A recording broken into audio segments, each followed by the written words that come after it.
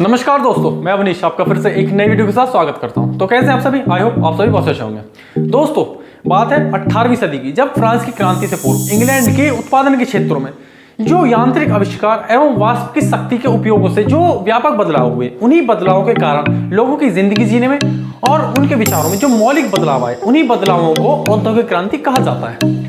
औद्योगिक क्रांति ने मानव जीवन की आर्थिक, तकनीकी, सामाजिक एवं सांस्कृतिक स्वरूप को बदला और मनुष्य एवं पशु श्रम पर आधारित क्षेत्र को मशीनों पर आधारित औद्योगिक समाज में बदला, और जिसके कारण आधुनिक उद्योग को एक नई गति प्राप्त हुई, एक नए जन्म के साथ। तो दोस्तों, आज बात करने वाले हैं औद्योगिक क्रांति के बारे में, औद्योगिक क्रांति के बारे में जिसको इतिहास से हटाया गया है उसके बारे में। तो बने रहिए वीडियो में। मैं आशा करता हूँ आपको वीडियो अच्छी लगेगी और इससे जानकारी प्राप्त होगी। तो चलते हैं कुछ मेन फैक्ट के साथ।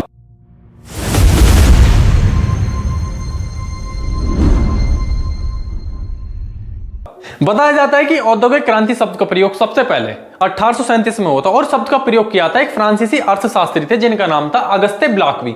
उन्होंने इस शब्द का प्रयोग सबसे पहले किया, लेकिन इस शब्द को लोकप्रियता सबसे पहले जब मिली जब अनिल de Tarbonne ने 1882 में इंग्लैंड में औद्योगिक ढंग में होने वाले आर्थिक बदलावों के संबंध में क्रांति शब्द का प्रयोग किया। दोस्तों, ये औद्योगिक क्रांति अचानक से नहीं हुई थी, बल्कि आहिस्ता आहिस्ता उत्पादन के एक रूप में बदलाव हुआ। एक वक्त जब बनी हुई वस्तुओं की मांग बढ़ रही थी और इस मांग को पूरा नहीं किया जा रहा था, तब इस मांग को पूरा करने के लिए यंत्रों और वाष्प शक्तियों का उपयोग होने लगा। इसी को औद्योगिक क्रांति कहते हैं। उत्पादन का यंत्रीकरण तथा बड़े पैमाने पर उत्पादन का एक क्रमिक विकास था, जो कि आधी शताब्दी से भी अधिक काल तक चलता रहा। इसी आधार पर कुछ इतिहासकारों का मानना है कि उत्पादन में हुए इन बदलावों को विकास शब्द का प्रयोग किया जाना चाहिए, ना कि क्रांति शब्द का। लेकिन अनिल टार्बनी कहते हैं कि 18वीं शताब्दी में ये बदलाव ये इतनी रफ्तार और इतने पूरे हुए कि इनके लिए क्रांति शब्द बेहतर है, ना कि विकास शब्द। इस बारे में आप क्या जानना चाहते हैं? आप अपनी राय कमेंट बॉक्स में जरूर। दोस्तों, औद्योगिक क्रांति में जो बदलाव हुए उनमें प्रमुख रहे थे जल शक्ति का प्रयोग एवं रसायन उद्योग का विकास एवं खनन उद्योग और संचार तथा परिवहन का विकास शामिल रहा। इन्हीं बदलावों के कारण मशीनी युग का आरंभ हुआ, तब जाकर औद्योगिक क्रांति संभव हो सकी थी। औद्योगिक क्रांति सर्वप्रथम इंग्लैंड में सन 1760 से लेकर 1870 के मध्यकाल में हुई थी, और फिर ये धीरे धीरे यह क्रांति यूरोप के अन्य देशों में फैल गई, जैसे जर्मनी, फ्रांस, रूस, जापान। गौरतलब है कि यह क्रांति आज भी विश्व के कई देशों में जारी है। सबसे पहले औद्योगिक क्रांति की शुरुआत इंग्लैंड से इसलिए हुई थी क्योंकि औद्योगिक क्रांति के लिए जिन साधनों की आवश्यकता थी वे सभी साधन इंग्लैंड में मौजूद थे। और औद्योगिक क्रांति की शुरुआत इंग्लैंड से इसलिए भी हुई थी क्योंकि इंग्लैंड के पास उपनिवेशों के कारण पर्याप्त कच्चे माल और पूंजी की अधिकता थी। 18वीं शताब्दी में इंग्लैंड का व्यापार बढ़ जाने से देश में पर्याप्त अतिरिक्त पूंजी इकट्ठा होने लगी थी, जिस पूंजी को उत्पादन के विस्तार और कारखानों के निर्माण में लगाया जा सकता था। इंग्लैंड को यह पूंजी अपने फैले विस्तृत व्यापार से मिली थी। विशेषकर भारत से अपरिमित पूंजी इंग्लैंड की थी। सच तो यह है कि इंग्लैंड की जो औद्योगिक क्रांति हुई थी यह भारत की पूंजी से ही हुई थी।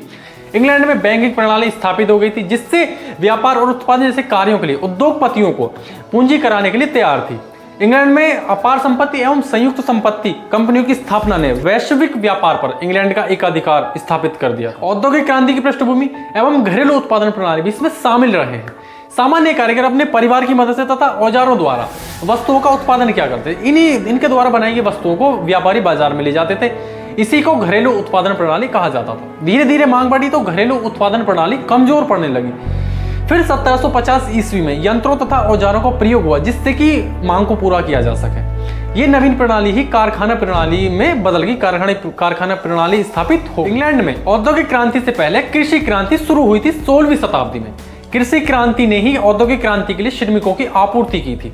18वीं शताब्दी के शुरुआत तक इंग्लैंड एक कृषि प्रधान देश था, जहां पर पुराने ढंग से ही खेती की जा रही थी और पैदावार केवल इतनी थी कि किसी तरह अपने देश की आवश्यकता पूरी हो सके। सबसे पहले वर्कशायर के एक धनी किसान थे जैथरो टुल।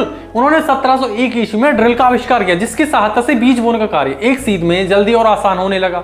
जैथरो को वैज्ञानिक कृषि का जनक भी कहा जाता है। और एक अन्य धनी किसान थे विस्काउट टाउनशेंड। उन्होंने अपनी जमीन को कृषि प्रयोगशाला में बदल दिया।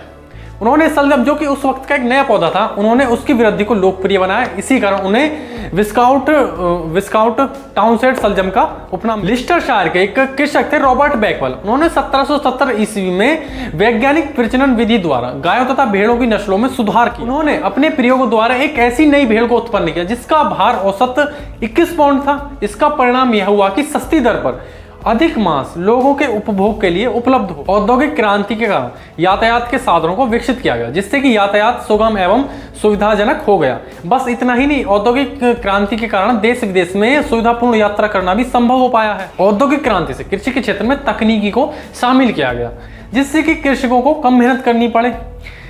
क्रांति के कारण कृषि उत्पादन में वृद्धि हुई और राष्ट्रीय स्तर पर एवं अंतर्राष्ट्रीय स्तर पर मुनाफे को बढ़ाया जा सका।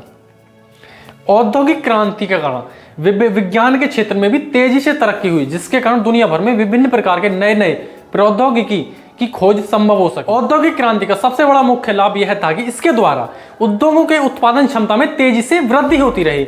विश्व भर में विभिन्न प्रकार से नवीन तकनीकी द्वारा उद्योगों के विकास में लगातार वृद्धि होती रही, जिसके फलस्वरूप वस्तुओं की मांग को पूरा किया जा सके।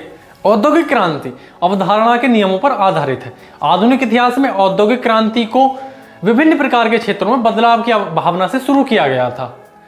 इसका उद्देश्य यह था कि प्राचीन एवं परंपरागत तरीके से निर्माण होने वाली वस्तुओं के स्थान पर आधुनिक एवं मशीनीकरण द्वारा वस्तुओं के निर्माण का अधिक प्रयोग किया जाना है। जी हाँ, तो दोस्तों इसी के साथ इस वीडियो को यहीं पर खत्म करते हैं। मैं आशा करता हूँ वीडियो बहुत अच्छी लगी। वीडियो में अंत तक बने रहने के लिए धन्यवाद, और वीडियो को लाइक करें, चैनल को सब्सक्राइब करें तथा बेल आइकन को बजा दो ताकि नोटिफिकेशन मिलता रहे सबसे पहले। इसी के साथ जय हिंद, नमस्कार।